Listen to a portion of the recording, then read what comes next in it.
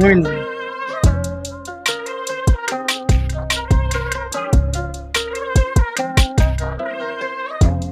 Good morning. Good morning. Yes.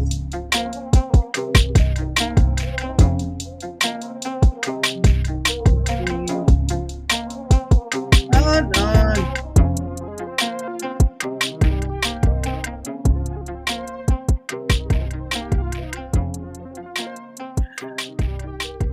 Welcome to Mornings with Marvel, where authenticity lives and thrives to create a space of growth, healing, and joy.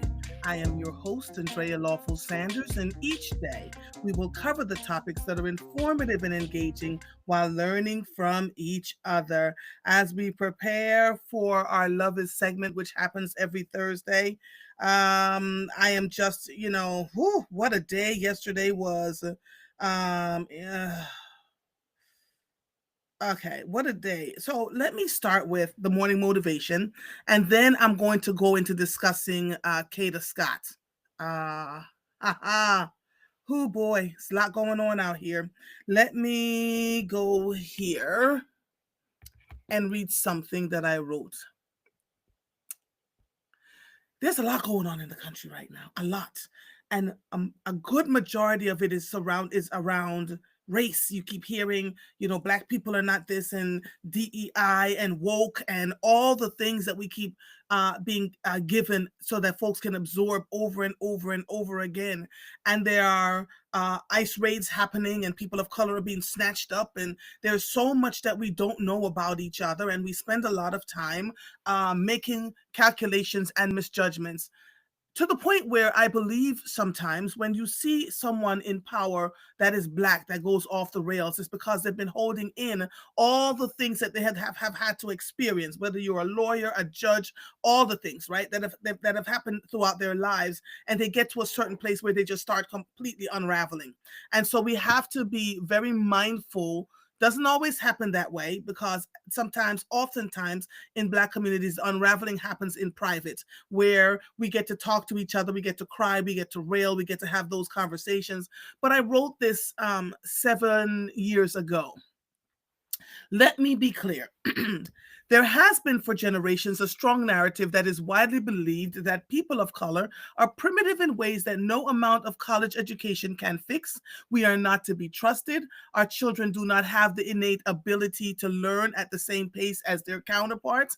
We do not deserve to live in certain communities or travel beyond our communities. And we certainly do not deserve leniency the way others have when mistakes are invariably made because see lack of trust above.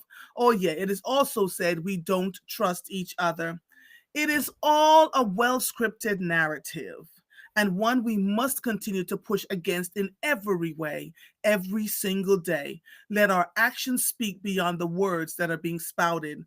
Because what I know for certain, there would be no need to spread and cross contaminate these messages so consistently if there wasn't a concern that we are the opposite of all these things. And a threat in our brilliance. Meet people where they are. No one is all bad or all good. And when you see the messages wrapped in lack of expectations, quietly move on instead of buying into that which will diminish your souls. Because we have allowed for so long, and we've black folks, we know what's being said. We have already, we've heard it over and over again, and we are in our private spaces saying, I can show you. So what black women in particular were continuing to do, and many black men, because I've gone to enough PhD graduations to know black men are out here killing the game too. They just quietly went on and got their education, quietly went on and did all the things they needed to do, and found that even after they achieved the education and a modicum of success, they were still being held back by people in business business and industry. They couldn't get the promotion because, after all, the PhD is just a piece of paper. They couldn't get the promotion because when they would show up to work to teach, I'm talking about a school right now, the doctor, whatever that was on the door, was ripped off and torn up and dropped on the floor in front of that person's office. They are told that they are just not up to snuff, can't do what needs to be done. And then, even with all the accolades, then they're told that they're too qualified, they're overqualified, and they cannot afford to be paid. There are so many conversations. You're in the neighborhood and you've got a neighbor, you're living in a neighborhood where people think you shouldn't live, and the neighbor calls the cops on you all the time. You put your children in a school where they think your children should not be in school, and they're doing the things that, the children can't do, and they're not smart enough, and all the things that I am talking about are not hearsay. They're not conjecture. I've seen it, I have experienced it, and it's something that has never stopped. And so, dear Black people, what are we doing? What are you doing? How are you? And I'm not putting the onus on you. I'm not putting the racism on you. What I'm saying is, based on what we've known for generations, what are we doing collectively to pull ourselves together, to tap each other on the sleeve and say, no, that's not going to work, to figure out ways to open doors for others when you find yourselves in the C-suite or beyond, when you find yourself as the CEO of an organization. What does that look like? I'm thinking about one particular organization that has billions of dollars in funding. It's a nonprofit, and 2 Black women lead it. And the board is like, well, the foundation is getting too Black. Right? Meanwhile, the work is being done, all the things are happening, just all sorts of good things, but we are always faced. And so, as a direct result, when we get up in the mornings, there's always this thing on our shoulders, this feeling, this pressure of, I'm an engineer here, but I have to be careful about what I say and what I do, because I want to be able to continue to support my child, and so, or support my children, or be a part of a support in my marriage. And so we remain quiet. We sit quietly and we allow the things to float around us, not recognizing that at some point, all of this stuff where we're sitting quietly is building up and building up and building up. And so I am learning, continuing to learn as I watch and observe people, that everything isn't always what we think it is. Everything isn't always what we see in writing. Everything isn't always, you name the thing. And oftentimes when folks want to destroy, they will put all of this in an article, or put all your shortcomings in an article and make you feel like you're not supposed to be. While you've had predecessors who have done worse that are still there doing what needs to be done. I watched a superintendent who used to be the superintendent. First time I heard his name, Yanni. The first time I heard his name was when he was superintendent of Upper Dublin School District. And then a friend of mine called me and said, well, he's coming over here to my school district. What do you know about him? I said, not much, beyond the fact that he wasn't really appreciated in Upper Dublin, that they didn't really like him and the way he behaved. He got over to that school district. They gave him a hellified package. $200,000, $300,000. And people were talking about that. And then he's over at that school district, and they said to him, he then began making decisions that was detrimental and was costing the school district money. And then he moved somewhere else, right? The difference between him and someone else is that he is a white man. And the mediocrity that has been absolutely stunning. There are pages and pages and pages. So much so, the school board of the last district that he's in, we're getting ready to fire him. Every time he's getting ready to be fired, he moves somewhere else. So why is this okay for some folks and not okay for others? Meanwhile, the person working next to him, who is stellar in word and deed, cannot get the superintendent's job or the positions that he has held, because they're like, well, we're not really sure how the community will take you. And this other thing, folks use coded words and sentences. If someone is really good at what they do, and you can't find it in your heart to be kind and to be gracious in the way you deal with them, then the problem is not them, it's you. So then you have to go back and look at yourself and say, why do I have a pattern of doing X, Y, and Z to certain groups of people? Why is that happening? Right? So, excuse me, that's been on my mind because, as I told you all yesterday, I'm in a professional development. I completely unraveled. I mean, completely unraveled yesterday, right? And it's around resiliency and leadership and dealing with what happens to us in the workplace and in life. I'm doing the work on myself, y'all, so that I can show up as a better person and a better leader in our community.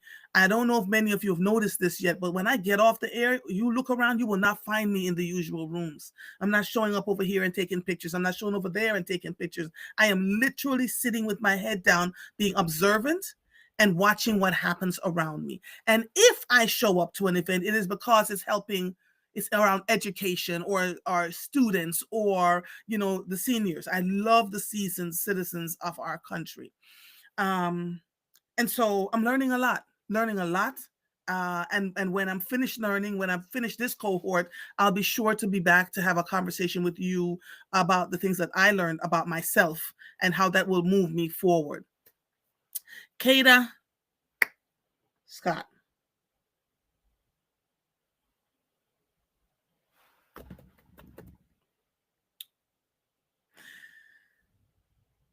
It was hard to sleep last night. Kada Scott disappeared. The man, the suspect, Keon King, the police officers were trying to find him. He kept dodging them, right? They followed him to Southwest. They followed him to Mount Airy. They were all over the place trying to find him. And then they pulled in homicide detectives. Thank you to the Philadelphia Police Department, the detectives, the FBI, everybody who has stepped in the gap to find this sweet young lady. Because here's the deal. And we always talk about the fact that Black folks are not shown in the news, that Black folks' stories are not being told. This flies in the face of all of that. And so on behalf of those of us who have been following this story, thank you to the Philadelphia Police Department. Thank you. Thank you. You have been on this. You have carried it through. And we will find Kada. Whether she's found dead or alive is going to be up to the person who they suspected took her. Right. So all of Westmount area was locked off yesterday at the A.W. Lewis elementary school. I'm not sure it was elementary school. It might have been a middle school over by the Auburn Park. And it's empty. And so they found evidence that Kada Scott was there. She is not there physically. And so now they are over by where he took the license plate, over by East Falls, where he took the license plate off. And now folks are suggesting that they dredged the river. It's too much. It's too much. And so for those of you who believe in the power of prayer, pray, please. Just continue to pray. Continue to pray, because this is not good. It's not good that our young people are not safe. I've been saying this to you all over and over again. This is not just Philadelphia. It's happening around the country, where our young people in colleges are found hung from trees. They disappear, and then they're found dead on the campus of where they've been going to school. All sorts of things. There is enough hatred and spitefulness around us and our children that we have to be careful about who, what, why, and where. And don't take it as a one-off, that this is a one-off incident. We've been saying for years that our Black girls and specifically have been disappearing. And really, truly, the worst place where they've been disappearing is Washington, D.C. And we find that they're pushed into the market of selling themselves, and it's a lot. And so every day when we get up, there has to be a space to take deep breaths. There has to be a space to center ourselves and say, this is it. This is what am I doing today? I'm doing this for the greater good, for all of what it is concerned. And please know that when you open your mouth to speak up, it's a risk. But staying silent is a risk too. So if you're going to stay silent, please know that you're risking a whole lot. That your silence doesn't make you feel better about what you're doing, but not doing and not saying. Okay. All right. Let me do a little bit of the news. I see some of your messages here. And I missed a lot of your happenings over the last week. So, forgive me for that, right? Good morning, good morning, good morning, good morning, good morning. Bobby, Marguerite, Laura, Alexandra, Winetta, Monica. Good morning, Andre. Good morning, Andrea. Beatrice, good morning. Jacinia, good morning. Yeah, Monica says, damned if you do, damned if you don't. And I know it's not an easy topic to discuss because people get offended. And I have to ask you to check yourselves when you start to get offended when we begin having this conversation. This is crazy, right? Um, Monica says, I know it's frustrating, but we have to help where we can. Professionally, I influence and help us whenever I can. Things that make a difference in the decisions of life. Love rules it all. Absolutely. Absolutely. Good morning, Viola. Good morning. Good morning to all of you. Let me let Cherie in. Alexander said there has been a black and brown teen missing every week since the summer. There's 2 boys missing from North Philly this weekend. So to the point that we've been talking about. So this is nice, and we're grateful for Kata Scott, but we want the same drum beat for all the children. Sometimes they're found, sometimes they're not found. And when they're not found, we have to ask the questions around what is happening and how can we help the families. All the children matter, all of them, not just some of them, right? Um, Good morning, my darling. Good morning, Danette. Hey, good morning, everyone. Good morning. Good morning. How was your prayer call this morning? Oh, it was really good. I have to get off of it early to get on our call, but it's always really good. The prayers were very powerful this morning. Yeah. So yeah. And the It's devotion. it's it's necessary. I'm grateful that you got into that prayer call because of Yeah. all the things that you do every day. Oh my God. Yeah. Yes. Yeah, for sure. It's like I always am frustrated when I go down to the city to do business, but I always, and I mean this, I have not run across a person that is not exceptionally helpful. And that's how I got on this prayer call. So one of the people down there, we were just kind of talking, and I've been, go down there a lot because I have a lot of business in the city. So she invited me, which I was like, oh yeah, I'll join, and been on for quite a while now. So it works out really nicely. So I get up early to do that, and then I transition over here. Yeah. Is it every morning? It's every Thursday. Every Thursday. That's Yep. awesome. hmm And then she's so sweet because I tell her I have to get off at like 6:45, and she always sends me like the notes and stuff. It's just really, Yeah. it's Yeah. really really nice. I would love to join something like that, but of course I'm on the air, so that's not, Mm, unless I'm in the prayer that's good. call, and we all are on the prayer call Yeah, in yeah, yeah, here. sure. Yeah. No, We're but discussing Kata Scott, and Monica says, as I was coming home, uh, as I was coming home yesterday, police were flying all over the place with lights on. I didn't know what was going on. It was so scary. I found out that it was all in search of Kata.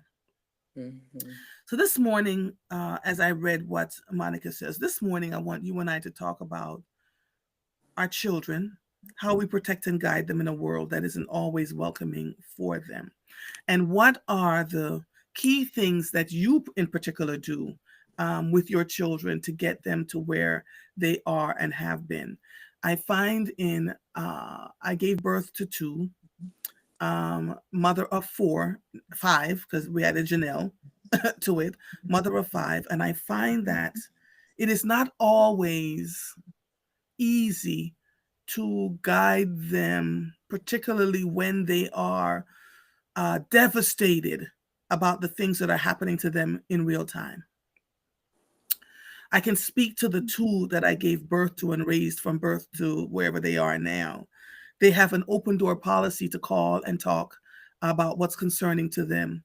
Um, what that looks like, how I've had 1, 2, 3 of them of the 5 have been laid off in recent years. They've gotten jobs since, uh, and are just figuring out what's going on there. But it breaks my heart when they come. My sons will call, my daughter will come and lay in my bed and just sob on my chest. It's a lot. It's a mm lot. What are you saying to your children, um, you know, as they come to you, if they come to you about the trials of this world and how they're dealing with it? So I have 2 daughters, so probably slightly different dynamic than having 2 sons. And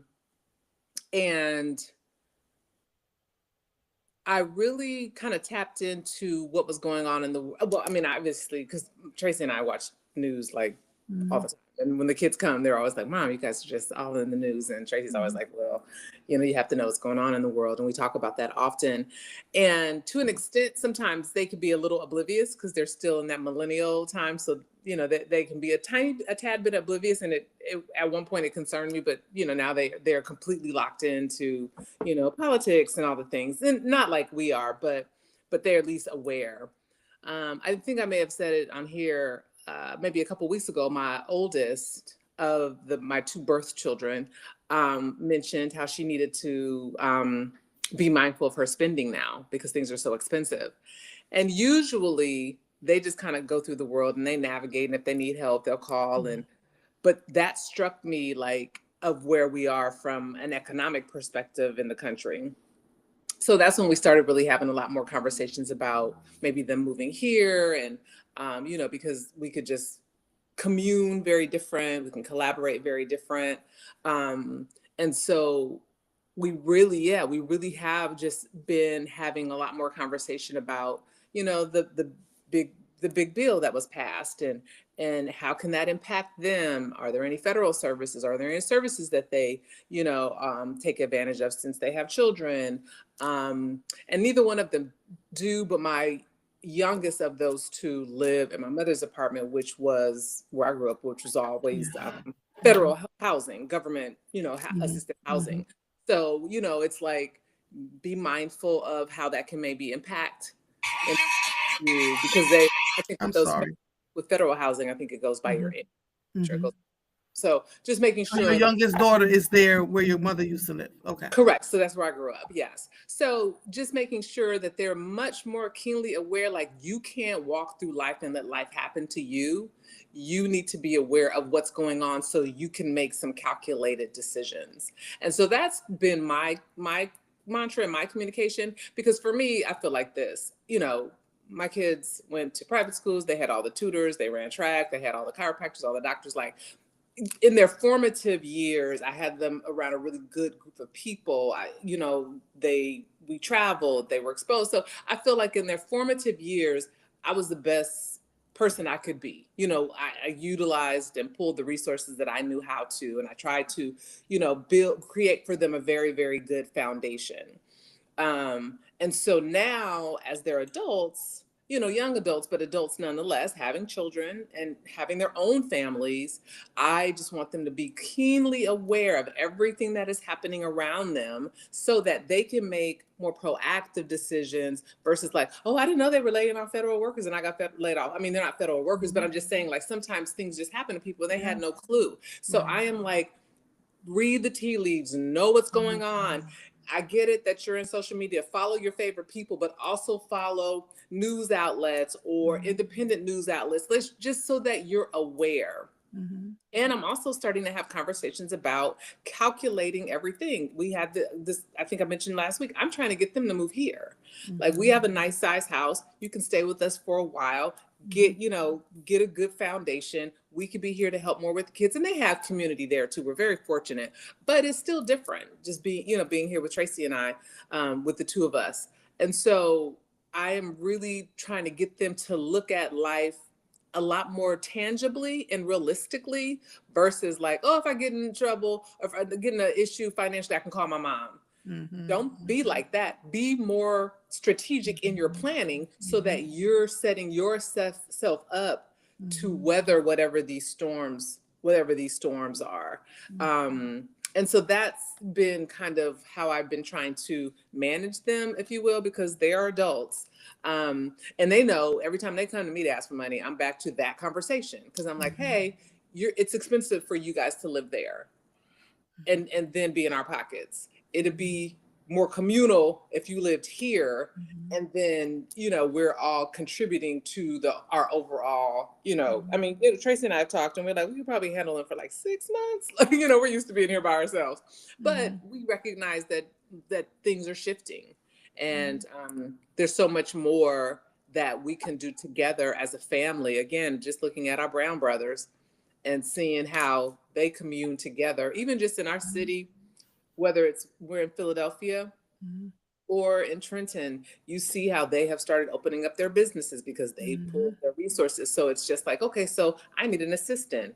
What skills do you have that can help me be that? You know, Mhm. sometimes we need a server thrown in here or there on the Mhm. weekend because we're busy. Mhm. Can you do that? Now that, you know, like, so we're just trying to have them think more strategically on Mhm. positioning themselves because we don't know how long this road will be, this road. And they haven't had enough runway to Mhm. build some of the you know, like obviously Tracy and I, you know, we worry about like what's happening in the economy because that impacts our businesses and things like that. But we had enough of a runway to like have properties and have Mhm. savings and have retirement. They haven't had that runway yet to Mhm. really build all that up. So it's Mhm. like, how do you play chess in this environment to position yourself so that you Mhm. weather this storm and you come out of it where you can, where you're building, you know, for your future. Yeah.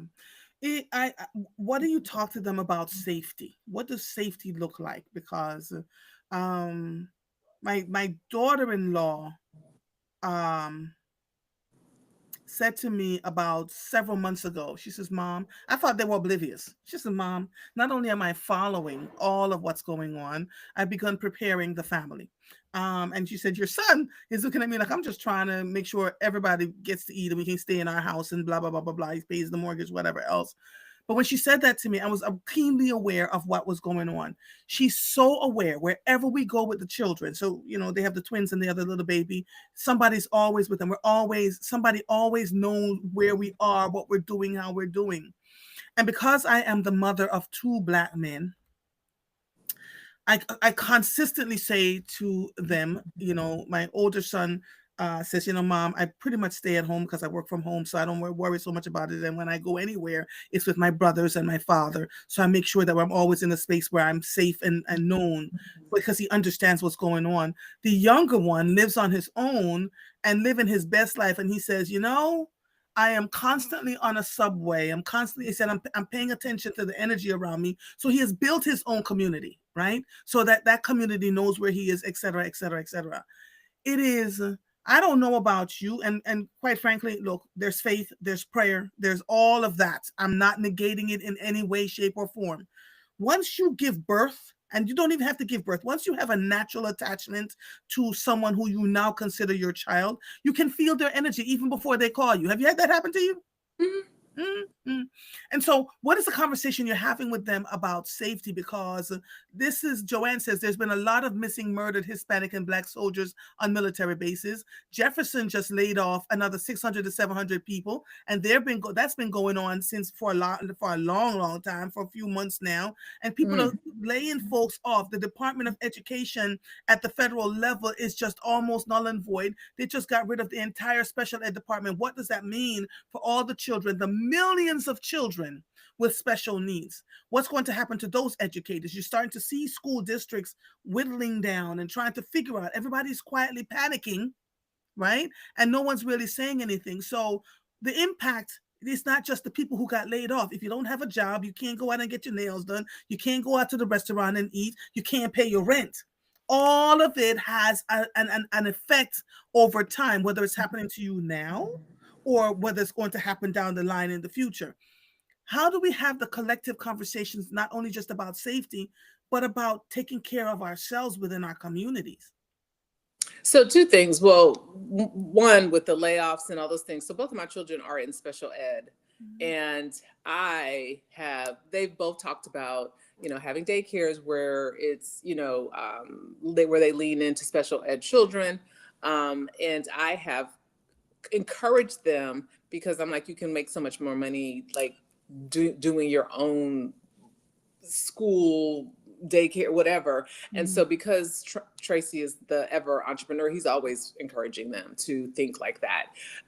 You know, it takes a little while to transition to be like, hey, I work for the school district and I get these benefits and I get this money and whatever, Yeah. versus now I have to go and try to figure out how to Yeah. secure a location and all those things. But, you know, I encourage them to think about how they can use that skill to potentially monetarily, you know, make much more than what they do now. Because there Right. are funds out there for special ed community. It's Mhm. just how are they going to, you know, how do you access them? So that's And they for have that. to access them before they dry up, because they're literally cutting everything. True, true, true. Yes, and you know, but there are still resources out there, if you will. They're just not funneling them into Mhm, traditional school mhm, environments. mhm, So that's one thing. But the second thing with regard to safety, I mean,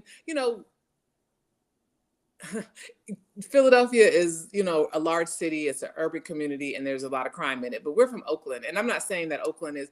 At one point, Oakland for per capita and for its size, we've gone through the big drug wars in Oakland. Homelessness is rampant, and as a result, we have smash and grabs.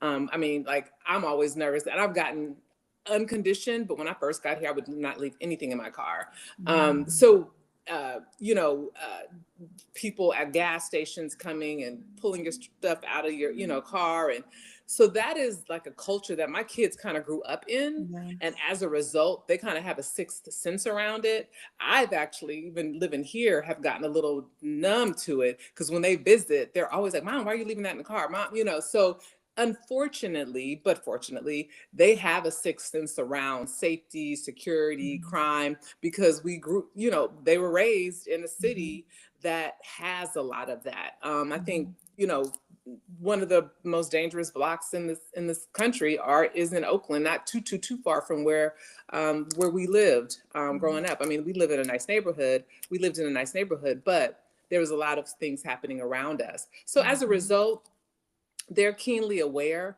mhm, My mom raised me in a way where she was just always, somebody's gonna kidnap you or somebody's gonna rape you, or and that to me just wasn't the way that I wanted to raise my children, because mhm, it always made me feel like, it was raised with worry. And I think that's because her mhm, mother raised her that way. But my grandparents came mhm, out of, not slavery, they weren't slaves, but their mhm, parents were enslaved. And there was a very different, it was a very different time. They grew up in the South. So, mhm, protecting your children was different. And my mom kind of had that same parenting style, and it always mhm, made me feel restricted and confined. And like then it made me want to explore stuff that I probably didn't need to necessarily explore, because I mhm, was, so sheltered, and she was so worried, and she didn't date because she didn't want anybody touching me. And I just didn't want to live like that, and I didn't want to raise my children like that. I'm much more optimistic, I'm much more positive. But there's reasonable care, and there's mhm, reasonable, there's common sense. And so I think I've raised them with just having a lot of common sense. And then just the natural environment around them mhm, created, again, this sixth sense of, you know they go away from when they see things mhm, that could potentially be trouble, and they're much mhm, more cautious, even where they get their gas, and the neighborhoods they choose to get gas, because they have children, so they'll have to get out of the car, and wow. those types of things. So they think about those things even without me sharing it, because they're living in the belly of that beast. I don't Mhm. live there anymore. So I yeah, they're remember. so even, and funny enough, even when I was there not too long ago, I had my suitcase and I had to run and grab something from the store. My daughter was like, Mom, you better take that suitcase in the store with you. I said, really? She was like, absolutely. Take your suitcase in the store with you. They are keenly aware of their surroundings. Because of you, when we were traveling across the country not yesterday, last year, we drove across from Philadelphia over to Oregon, came down Oregon through North California, and we drove past Oakland on purpose because you said you have to take everything. And we were like, well, we've got like 10 different suitcases and we got the car is loaded with all the stuff because we're doing a road trip. And it hurt our heart. We drove across that bridge. We said, bye, Oakland, hi, Oakland, and kept on going because there's no way we would have been fodder for all of what you just talked about. Hmm. And has it always been that way? Because I No, don't it remember hasn't it. always been that way.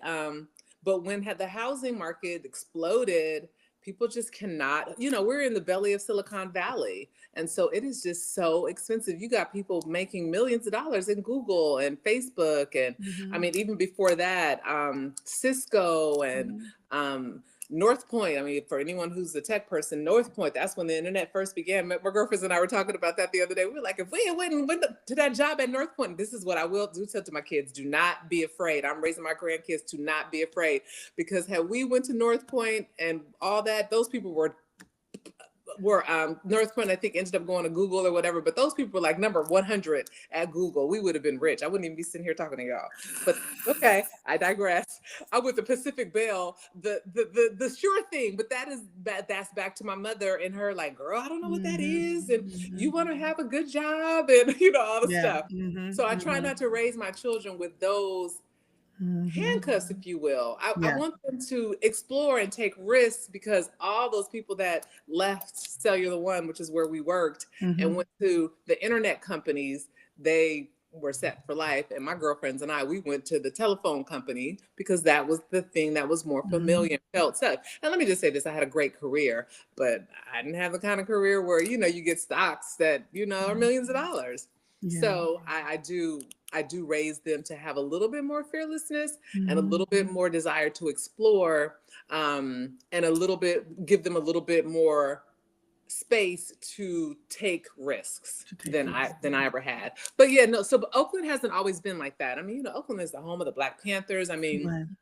we, have one of the best universities in the world, UC Berkeley, and all those things. But again, when Silicon Valley came in, just housing is just so expensive. It's so expensive. I mean, teachers are sleeping in.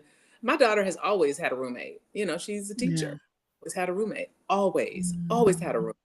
And you have it where some people were sleeping in their cars, going to the YMCA and the local churches to shower so that they go to work. So people, the homelessness that I see here is a little bit more related to substance abuse and mental illness. The homeless in Oakland is necessity. People just can't afford. They can't afford to live there, but they can't afford to leave either. Yeah. If that makes sense. So yeah, it is rampant.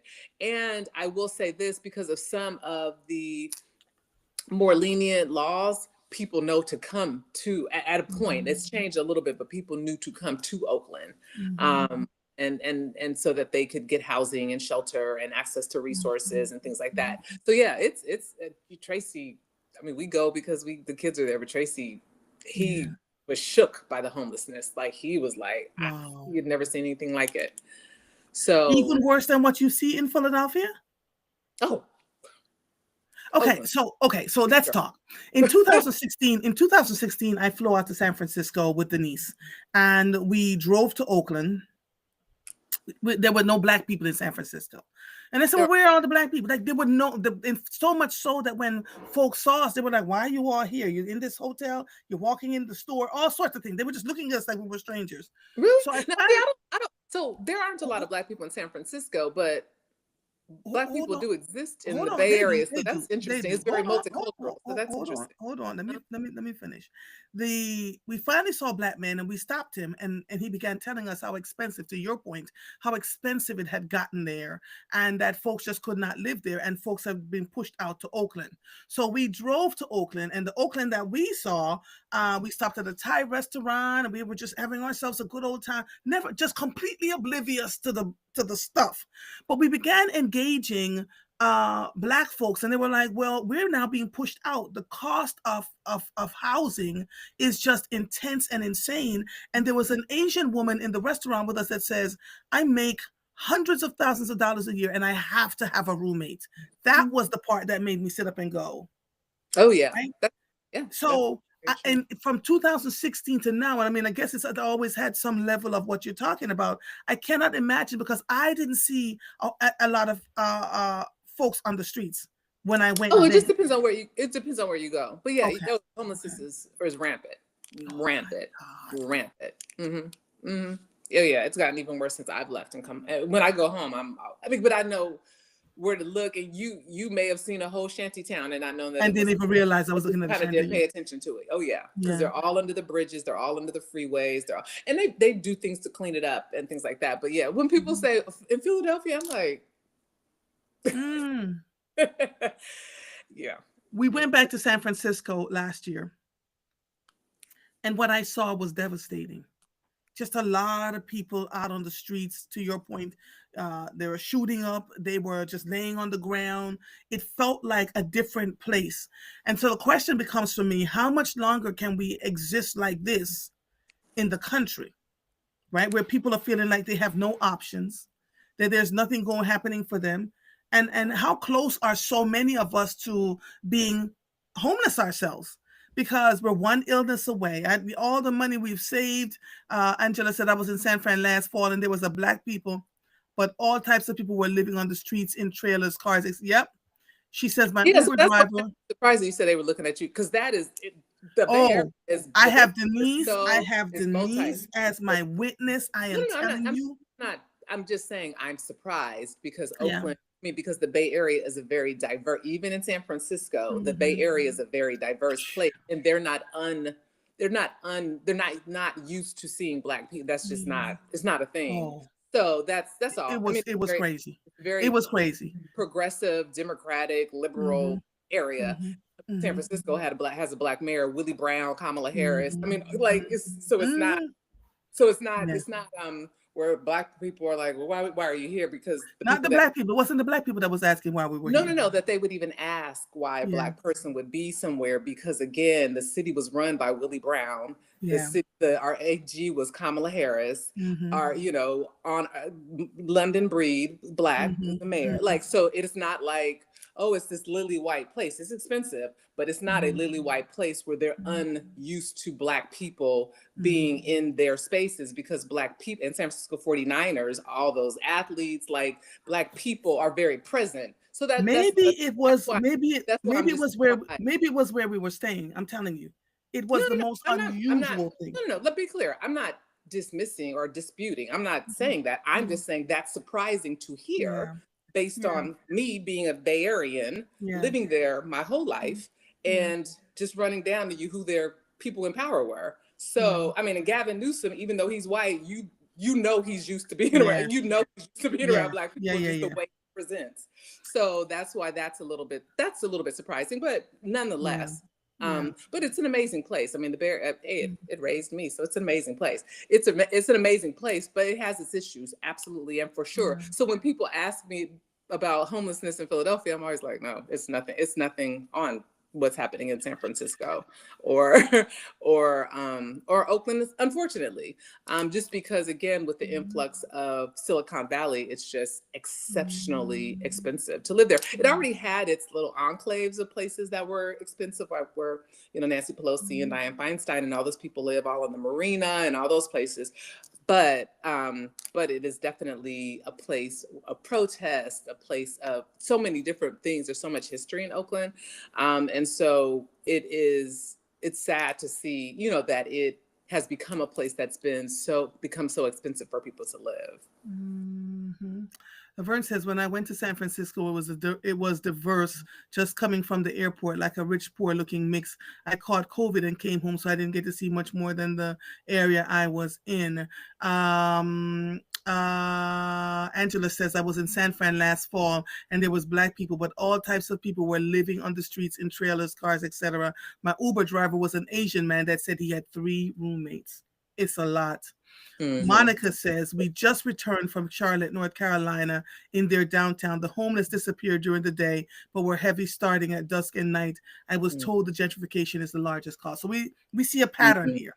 Hmm. We see a pattern here. Hmm. No, Um, friend says her son loves. I mean, California is amazing, and San Francisco oh, is listen, beautiful, and it all those things. is. But it definitely the under. But as you have a conversation with me about my children and their Mhm, safety, they are mhm, always their heads on a swivel, because we've mhm, grown up in an environment. I mean, I don't even know. So when I was in high school, that's when all the drive-by shootings were happening, the big drug wars. So that was big, big, big, big, big, big. Felix Mitchell, that was big in Oakland. So we've mhm, always kind of had this adjacency to, there's been wealth. So mhm, kind of what Laverne says, rich, poor, there's been mhm, wealth, but then there's also been this adjacency to, you know, crime and certain amount of issues there. Little Daryl, all those big drug kings, when crack era, that was very impactful to Oakland. And so we've always had that piece. So I think I've I grew up, and then my children, as a byproduct, grew up with a certain amount of like, hey, we know we got to watch what corner we're on. We know we've got to watch mhm. where we're at. We know I look back now, and I've been in so many situations where, ooh, if it had gone a different way, I wouldn't be sitting here, you know, and I'm thankful, you know, that God was covering me for sure, because I was just crazy and trying to be too curious for my own good. So and it was a whole lot going on that I didn't even have the skills to do anything about if I would have got caught up. But yeah, it's a great place. It's a great place, but it has its issues. And as a result, people say, you don't miss living there. And I don't. You don't miss living there. Our cost of living here is so much more, and it's rising, but the cost of living here, I mean, it's probably like $3,000 to be in an itty bitty studio in San Francisco. It costs what? It probably costs about $3,000 to be in a small itty bitty studio in San Francisco. Yeah. And a lot of people, you know, the weather is more favorable. So a lot of people go there. Beautiful. And so they could, because, you know, here there's crushing winters and stuff like that, but it is expensive. It is so expensive. Yeah. We were driving through Northern California heading towards San Francisco and stopped at a spot, and this white man turned and looked at me. He said, "Where y'all heading to?" And he says, "Because I see your license plate says Pennsylvania." "Where'd you drove?" I said, "Yes, I drove from Pennsylvania." We told him San Francisco. He said, "Well, that place is just a whole lot of mess because of all these people, Newsom and Kamala." And it was so funny. And he's like, "Wait till you get there. You see, they done tore up the whole place." I looked at him and I thanked him. And off we went. But there were so many signs that we saw on sides of the mountain, disparaging Kamala and lauding Trump. I said back then in the summer of 2024, we're about to see something we haven't begun to acknowledge yet, you know, that we are not as a people embraced no matter how much money we make. And I mean, we saw, you know, the world leaders wouldn't shake Obama's hand. Oprah was kept out of stores, you know, despite being worth over $1 billion. There's this thing that follows us. And someone wrote this morning, who was an anchor in South Carolina. She says, "I feel like this country is being broken down to the studs, that everything is going to be removed and everything is going to be out in the open, and so we can build again." The issue what comes with that, though, is the suffering, right?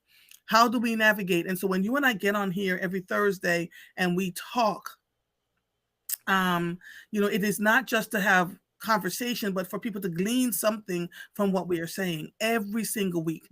It is untenable. And our children, to your point, we thought they were oblivious. And some folks still write me and say their children are still oblivious. Like they're just moving along.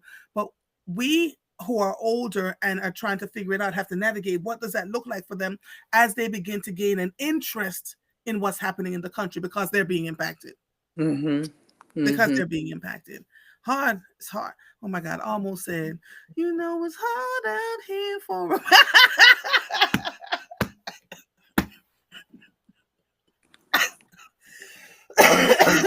It just literally came to my mind as I'm talking when I said what's hard.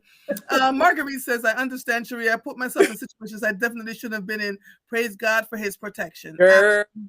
If they would have had social media back then, woo. I'm so happy they did not. Yeah. Oh gosh. Yes, it's interesting. I am grateful to consistently have this dialogue with you. What's happening at Booker's this week? This week, we always have our live music. So we have that Friday and Sunday. This week, I think we have lamb chops. We have a langostino kind of lobster roll that is excellent, so good. I posted that yesterday. And why have I not seen your post? Oh, I don't know. It's on the Booker's page. I don't do a lot of social media stuff anymore, but it's on the Booker's page. But sometimes I kick myself. I was telling Tracy the other day, because we used to get on every week and talk about relationships and all that stuff and kind of talk about our journey. And then we got really, really busy with the restaurant. I'm like, if we had just stayed doing it, we would have grown a lot. And, you know, it's like people would have seen how we grew as a couple, right? From the, I met my husband and we to like, I don't even like him today, but Ah! together. But oh, I love him so much because da, da, da, Mhm. da, to like we have to make these financial decisions. Like we, because a lot of times I think you see the marriage and then people are just married and you don't get some of the part in between. And I think that's the part that people want to know. And it's not for like, hey, we don't want to share. It's just life really got busy for us, and it was just hard to commit to like a day. And Tracy with his Virgo way is like, we got to be consistent. So if it's not, so if we can't do this Wednesday at 5, I'm like, Mhm. they just get on, they don't, but that's where we differ. Mhm. But I wish we had stayed consistent because people would have seen kind of like our evolution and our growth and the things that pushed us. I was listening to a podcast yesterday. I've been listening to a lot of podcasts lately, but I was listening to a podcast, and Sanya Richards Ross, the Olympian, and her husband, Mhm. Aaron Ross, were talking about that same thing, like how when he left the league, he played for the Giants and he Mhm. retired, and how he suffered depression, and how she was, running at the Olympics, Mhm. and just kind of that space where he kind of went into himself and they kind of weren't on the same page, and just how do Mhm. you get back on the same page, and just so many nuggets that I think, you and I are committed to being transparent, and me and Yep. Tracy are always committed to being transparent. And had we been able to just kind of like stay the course, we could have Mhm. shared a lot of things. We're trying to figure out how to work it out where we can get back to doing that. Mhm. Because we do think that it's helpful, and people do always say, when are you guys podcasts gonna come on? And we're like, we haven't done that for a long time. Mhm. But it is the piece that I think people are always looking for. Yes, marriage is great. It looks great. It's wonderful. I'm so happy I have Mhm. a husband that loves me and cares about me and all those things. But how do we handle and navigate those times when we didn't like each other? Thank God we always loved each other, but when we didn't like each other, and what does that look like? And how do you navigate that so you can get on the other side of it? Because the other side is so sweet. So many Yeah. people quit in the middle. Like Come on. they Yep. they quit in the middle, and Mhm. it's like, no, stay the course, because there's a reason why you fell in love with this person, so always remember those reasons. So anyway, we were just having that conversation the other day about wishing that we had done that.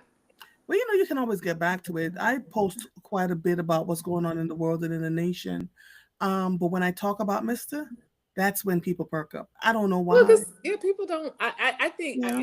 me, frankly, I know y'all talk about what's happening in the world a lot. Yeah. I just it doesn't do a lot to bring me joy. Mhm. So Mhm. I know it's happening because my husband is a Mhm. news junkie, so I know it's Mhm. happening. Mhm. But I don't have to let it consume my conversation. Mhm. I'm like, my girlfriend's here from Dakar. I'm getting ready to get on the call with her. She's trying to get her coffee here from Rwanda. We're going to talk Mhm. about how we can get some distribution. I'm getting ready to go to Nigeria next week with my girlfriends. Like, I just am Mhm. not, it can be so heavy what's happening. Mhm. And especially us, Black people, one, Black women, two, Mhm. in a certain social economic, like, because we ain't rich, you know, but we're not Mhm. also used to not having certain things. So how do we navigate that? And I can't let it Wait, consume wait, me. wait. We got 7 minutes. Tracy Ellis Ross says she thinks marriages should expire every 5 years. Yeah, I saw she said that. I did not see that. Let's discuss. Let's. What does that mean? What to give me the context around I what didn't she's I saying? didn't read the whole thing. Someone posted it, so I saw a little bit of it. But she thinks that you should be able to renew it if you want to, and if you don't want to, you don't have to renew it. I Oh, mean, that's from a person who's so not. to your point, to our conversation, when you hit the rough spots, you just decide. What if you're in a rough spot when 5 years When the comes around? 5 years comes, yeah, yes, again, spoken from and I don't dismiss people because they're not married. So let me be clear, but from someone who's not married and has never been married, Mhm. and who came from wealth and has her Mhm. own wealth. I mean, so I think Mhm. there's so So many. she's speaking from her own experience and the lens Yes, that she's in. Yeah. and Mhm. that's valid for And her. that's okay. Mhm. Yep, and that's Mhm. valid for her. That's valid for her. Mhm. But not a lot of us. Diana Ross is our mother, first of all, Yes. and not a lot of us are, world renowned, you know, celebrities. And so marriage, to me, marriage means something different to me, because it's an opportunity in addition to be with the person that I love and build with that person. It's also much more financially, much more financially Yes, stable and that's all those. right. So, Absolutely. you know, Absolutely. every 5 years you're gonna figure out how you got to separate some stuff. That's not the easiest thing in the world. But when I listen to her, I sense the loneliness there. She's saying a lot. I sense Agree. that she's lonely. So the money and So, the fame and all those things, when you go to bed well, at night, so the thing for, and I'm not sure, and I like Tracy Ellis Ross a lot, from what I gauge as far as her zest for life and all those things. But for a single person who doesn't want to be married, marriage is a big part of her conversation. I don't yes, know if that is yes. for likes or for if that's part of her platform and it keeps her relevant. I'm not 100% sure, and I'm not projecting what that is, but for someone who is single, marriage is a lot a part of Her her conversation. conversation, topics of conversation. Because Yeah. if she doesn't want it, it just doesn't seem, or if she's very, very whole and complete without it, it just doesn't seem like it would constantly be part of her conversation. Yeah. Yeah. I That, am, that's my child. that's It's my your 2 cents. that's my 2 cents on it. And again, I enjoy Tracy a lot for sure. Mhm. Girlfriends is probably one of my Uh, favorite little shows. wait. She said it. Marguerite said she said it, but are we really listening to someone who has never been married and been already raised by someone who had 3 husbands? Sit your behind down. That is funny. Yeah. That is so funny. Yeah. Ah, yeah. I am. As the older I get, I realize that people view things from their lens of experiences. They And it really starts in our childhood. You've heard Cherie and I say this over and over and over again. And when we don't deal with whatever it is that happened in our childhoods that causes us either great joy or a great sorrow, then that's where we are, right? So we have to always be careful. Andrea said, if she were a man, nobody would care that she isn't married. No, I don't. She brings that conversation up. I don't think it's a lot of Nia Long isn't married now. I mean, it's a lot of people that aren't married that Mr. Man Frisbee would marry Leah Long in 2 heartbeats, but she they was married. she was. But there's a lot Mhm. of people that aren't married that it's not part of their conversation all the time. Yeah. Tracy Ellis Yeah. Ross makes that part of her conversation. Yeah. She inserts herself there. Yeah. Yeah. It's a lot So that going on I in think here. that's a little bit different. There are a ton of people that aren't married. Yeah. Yeah. Taraji P. Henson isn't married. I mean, there's a ton of people that aren't married. That's Yeah. not part of their conversation all the time. I mean, but Um, we also know that there is a double standard about men. Ooh, listen to this. Laverne says, I thought about her not being married, but I'm a listener. Some married folk can't give good advice. I agree on that too. Girl, and the Lord said, Amen.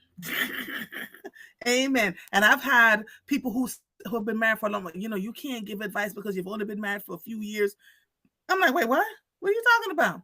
Meanwhile, they're suffering and struggling. To Laverne's point, they're suffering and struggling, and we're experiencing our marriages in a way that is enlightening, thoughtful. I put up a post yesterday about my husband. I just asked him to help me get into a.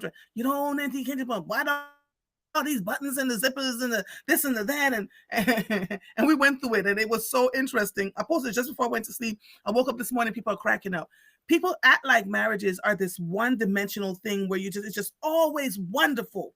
Things are always good. No, no. And when the rubber meets the road, I love talking to people who have been married for a long, long time. And I said, well, what made you stay? 40 years, 50 years. And they said, baby girl, you just have to overlook some things.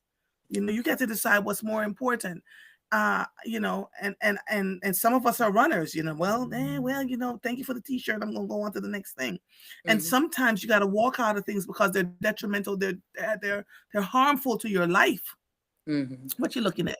I see your eyeballs going to the left. Well, because I'm looking to see if you're fading or fuzzy on the YouTube because you're fuzzy towards me. So I'm like, is that my internet or is that? No, you're fuzzy towards me too, but it's not. It's not. It comes across. It Okay. always comes across much better. Yes. Okay. Okay. So I'm sorry. Yeah. I'm Yeah. like, Yeah. Yeah. Yeah. It's no worries. No worries. You're good. okay. You're good. So thank you, my darling. Yeah, Y'all no, go but visit but Booker's. so I and Andrea comments she commented before about marriage or people not being married. So I'm assuming she's single. I didn't get married till I was 50. I was married very, very, very young, but I didn't get married till I was 50. So my comments or conversation is not people being married, people being single, people being like, it's no disregard or dismissiveness of people who aren't married. I just happen to be married. I'm happily married, and I'm thankful that I'm married, but I was also happy single. I wanted to be married. Some people don't, and they have that ability to not be married. The conversation specifically around Tracy Ellis Ross is that she's not married. She says she's very complete single, but marriage is a part of her conversation, disproportionate to how I see most people who are not married, who are happy being single. So that is the thing. So it's not about singledom, because Andrea commented on something before, I think, that I said about married people. So I just want to be clear on my position. I wasn't married till I was 51. So I was very happy single, and I have friends that are very happy single, and I love that they are very happy single. So the conversation specifically about Tracy Ellis Ross, if she was a man, possibly it would be no conversation, but we're not talking about if she was a man. We're talking about Tracy Ellis Ross, and she continues to insert herself into marriage conversations. And that's just interesting to me. Little Tracy. Yeah, that's all. Yeah, little Tracy. I find her to be a lonely, but then again, that's just me sensing, you know, a really nice lady, but I find my spidey senses says that she's lonely, and you know that comes up in her posts when she talks about certain things, you know. And I wonder, I also wonder who, huh? I don't follow her on socials. I just, because she comes into the general conversation. Me either, but I also wondered who hurt her. Who were the people that have hurt her over the years, right? And I also sense that while she's public, she's also private. So she's saying without saying. Does that make sense? Yeah, but it all comes out in the wash, the rinse, and everything else. She'll be all right. I am very vociferous. But I'm just being clear that I support happily single people, because I was a happily single person for a long time. But here's the other thing. We've also been conditioned that being single is a disease. It's a thing that you shouldn't be. And quite frankly, we don't all need to be married. It's okay. It's okay. I'm going to be with Dennis at Booker's when he comes. Dennis, you got to remind me because I keep forgetting. Let me see if I have it in my. He's coming on the. Did he tell you he was coming? You know he's coming, right? With a group of people. He said he was. I don't know any. Yes. I don't know all the details. I put him in touch with. Okay, good. Well, yeah, he'll be there shortly, and I'll be with him because I haven't seen him in a minute. Monica says, "True, married, long or short. If you have amazing insight and communication to share, I love you and Mr.'s banter and connection." He crazy as hell. I agree. I definitely agree, and I think unmarried people can give marriage advice. I do. I don't. That it's specific to, because I think there's some people that just have some really good insight to our points, or really good points of reference, and all those things. So I don't think the title matters, married, unmarried, but I do for Tracy, because she's never been married. It's because you and I know 5 years to renew your marriage. Like, to your point, you may be in a slump during that 5 years, because marriages have their ebbs and flows. And you may or may not know that if you're not married, right? I mean, so it's like, because you could be in a committed relationship and understand what that looks like. Understand what that looks like. Absolutely, absolutely. Who, child? Dennis, I'm putting it in my calendar. I did not have it in my calendar because I'm coming, and I don't even know what time we're supposed to be there. But you will text me that too. Let me make sure I put this in here because, baby. The way my stuff is shared, if I have to go to a thing tonight, and the woman at the event, I said, "Can you just please remind me?" Because I will fall asleep, and then I'll wake up the next morning and go, "Damn it, I missed that thing," right? So I'm grateful. So I'll be with him and his team that he's bringing. I don't know what day is it. 24th. The 24th. The 24th. Maybe I said. Talk about what kind of music is playing this. What kind of music is playing? What day is playing next week? He crazy as hell. So Just a lot is happening Oh, the with all 24th. of us. I'll be there on the 24th. Oh, you guys have Donald. He's a guitarist. He's really good. He's really good. Yeah. All right, so we'll have a Yeah. guitarist, Dennis. Yeah. He's really good. I'm You'll enjoy excited, you'll enjoy and him. thank you for supporting a Black-owned business. You've been watching Yes. every morning. We You've been taught. Just absolutely thank you. I yes, we appreciate you absolutely for appreciate supporting that and appreciate a that for small sure. Black-owned business. Right, they're there. You'll get treated well, and so we'll go from there. Thank you all so much. Thank you, Cherie. Oh, thank you. Um, Listen, Viola says his pajamas at school. Love Mister. Crazy as hell. I saw that after he got to school. Wore his pajamas. It was pajamas day. And he sent me a picture talking about he Star Trek. Oh, child, listen. And even when we have disagreed, when we first got married, I would share how I would do or say something, and he would wait. He would not admonish me in front of a group of people. But after everybody went home, he'd stop me and go, "That was not cool. Don't do that again." And I would just sit there stunned, like, oh, "What did I say?" And then I had to Yeah. play back the tape, right? Yes, he And does after that. I played back the tape, I'm like, I am so sorry. We just don't know sometimes how the inflection of our voices, the tone, all of it, it can really make a difference. What I'm grateful for is that he's willing to say, he's willing to listen to me. He's willing to have the dialogue, and then we work it through. You know what I mean? So to pretend like all is well all the time, and for those of you who think I run my house, no, no, no such a thing. I act like I run my house. That man put his foot down. I was like, oh, okay. And he said, then don't give me that you don't like when I'm mad at you either, because that's not going to work today. Yes, I know, right? You say your Yeah. guys' household sound is a lot like mine. Yeah. Yeah. Because, I'm the more outspoken. And he started to think that go calm down and sit down somewhere. Not today. You know. Mm-hmm. And Yep. but the way he does it is not It's respectful. demeaning or condescending, Yeah. right? And it makes a difference. It absolutely makes a difference. So I'm Tracy grateful will for him. withdraw. And so that's Mhm. when I know, and that's when I know I need to lean in and be like, hey, what did I say? What did I do? Yeah. Yeah. Because you guys know I can be outspoken and I can say what's on my mind. Yeah. But the thing is about that, and what I love about and I know we've gone over now, but what I love Mhm. about my girlfriends and spending time with them is that they're all outspoken and they're all say, and so we're always real clear where we stand, and I Mhm. love that that sense of confidence and comfort. I'm rarely, if ever, in our many many years of friendship, like, is she mad at me? Because it's like we communicate that, and so Mhm. coming into a relationship or a marriage where Tracy doesn't communicate as much, it's like, and we even talked about it yesterday. He was like, sometimes I just like being quiet. And I said, and I know that, and I give that to you. I said, but sometimes I like to talk and my mind be racing. So like, if we're not talking, sometimes I'm like, did I do something? And the answer usually is no, Right. but it's the way he shows up. So what in my opinion, we tend to lean into in our house. So we tend to lean into his needs of quietness. But I'm like, you got to come over here sometime too. And like, Mhm. engage and Yeah. and so yeah, so it is always a balance that we have, but yeah, Mhm. it's very much, it reminds when I hear you talk, I think about our Yeah. house. Same thing. Same thing. And my husband has a whole floor to himself, so he'll go up there and disappear. Uh-huh, principal There are too. three rooms, three bedrooms up there in a bathroom, and he'll go and for hours, and I'll go, and I'll call and he doesn't answer. Now I hear the damn phone ringing. He didn't answer the phone. You didn't hear the phone ringing? What do you want, Andrea? Can you come downstairs and blah blah? He's looking at the phone, going, what the hell? But it's because I want his company, right? Yes, I really yes. want him Sometimes around it's not me. even that we're saying anything. Yeah. It's just we're there together. And Yep. that's what I enjoy. And sometimes I Yep. do. I just want his company. So yeah, Mhm. I'm on the same Yep. page. Same page. Same Yeah. page. Yeah. Yeah. Yeah. Yeah. It's a blessing. It's a blessing, but it's work.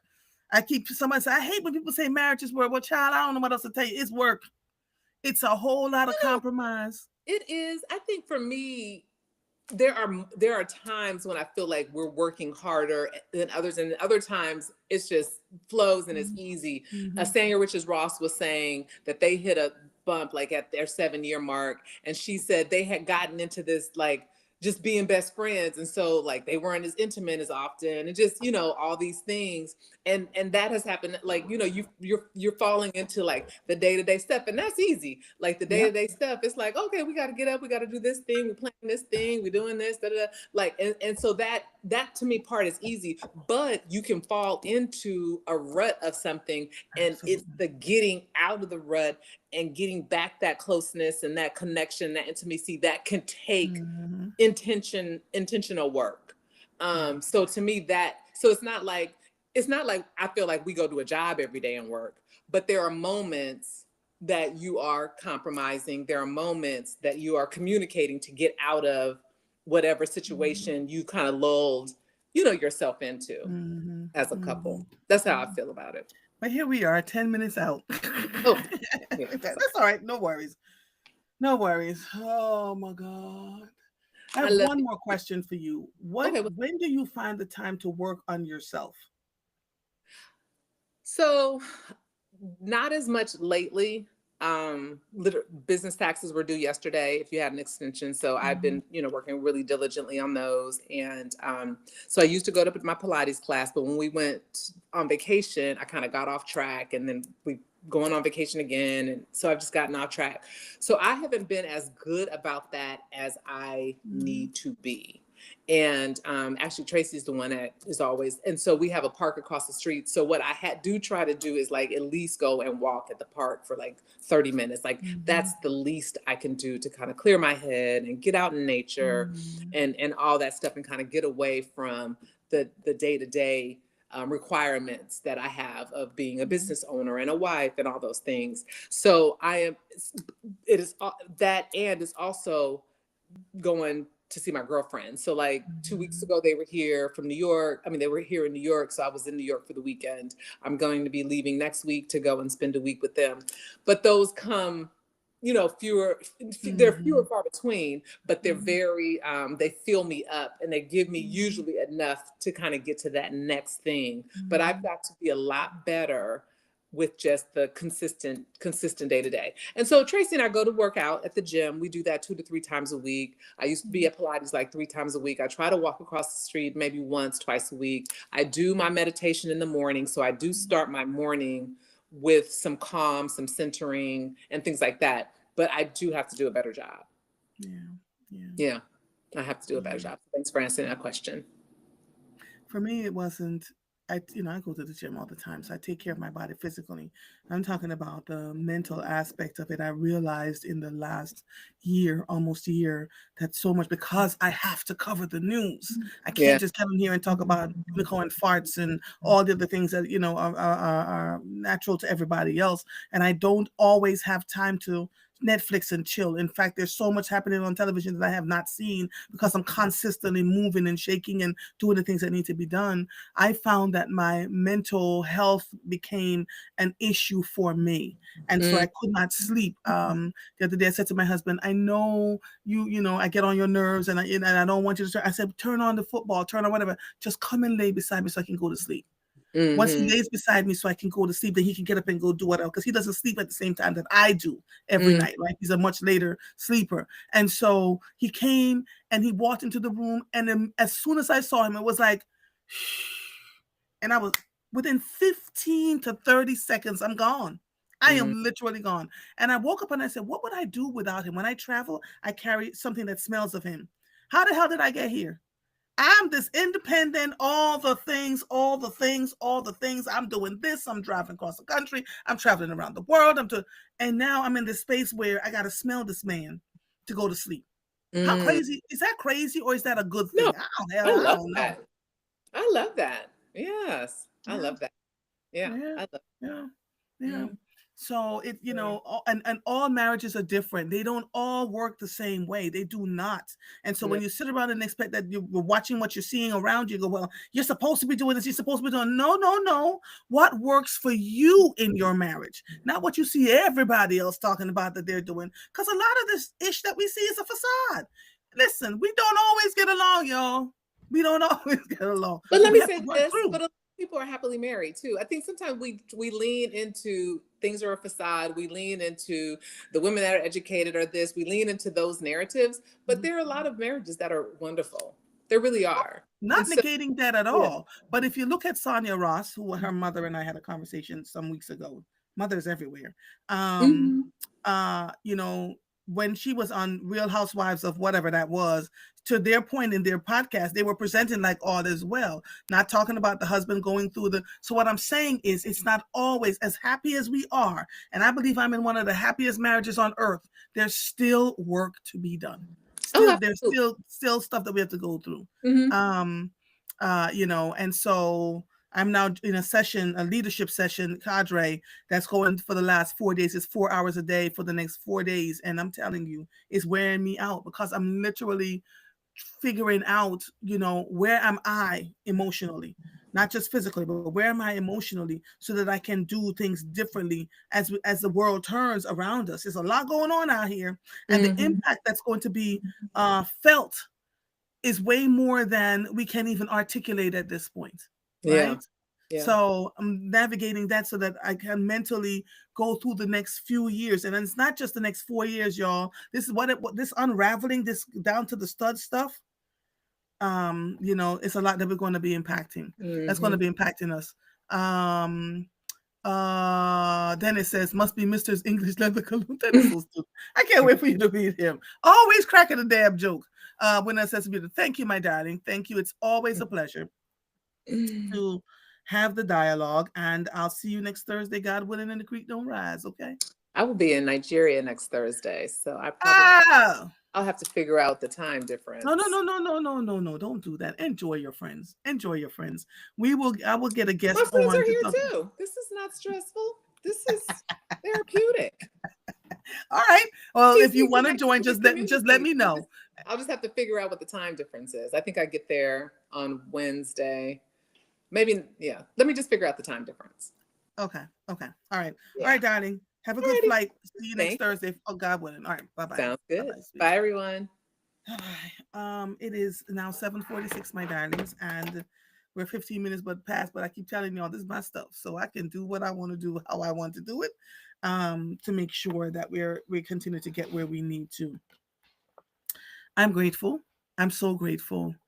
Shamika says, I'm started talking to myself a lot more, checking. Yes, yes, Shamika. Yes, yes, yes. And the thought that I had was, why do I feel so needy? Why do I feel so needy in this moment in time? And it was because there was such a level of uncertainty around. There is such a level of uncertainty around us. He is my anchor. He absolutely is. People, my husband has said to me all the time, he said, let me tell you something. I will die for you. And he's meant it. I've watched him do it over and over again to make sure that I'm always safe, to make sure that I'm supported. So it is a beautiful place to be in. But we talk through things. And as it got there was so much. Shamika, I could not sleep. I could not sleep. I could not sleep. And I was isolating from my family, from this one, from that one, and decided when I heard about the lion story that I needed to go through this project, to just really figure out why I am here, where I am. And, stuff is coming out. Stuff is starting to come out, about why I feel the way that I do, because I can't do this show. I can't do a podcast. I can't do all the things that I say I want to do and be if mentally I'm in this weird wonky place. And it's also my being vulnerable in saying that this has been impacting me, right? The stories that I hear, the research that I have to do, which is why I say, when people show up in the news and people are talking about their bad behavior, we don't know what they're going through. We have to be so mindful. Yes, they have to check on themselves. Yes, they have to pull back, but we also have to check on their mental health. What is impacting them to the place where they're at the place now where they're in the news? All of that makes a difference. And empathy. Empathy has gone by the wayside. We're so quick to judge, so quick to throw people away in the garbage can because they don't show up the way we think that they should show up. I'm not saying that they're right. That is not what I'm saying. But what I'm saying to you is there's always some reasoning behind why people do the things that they always, always, always. All right, y'all. Love you. I am in day 3 of my, I'm in day 3 of my work. And so, yeah, we'll talk soon. All right. This episode of Mornings with Mova is officially over. I am Andrea Lawful Sanders. I'll see you when I see you. Bye, everybody. Bye-bye.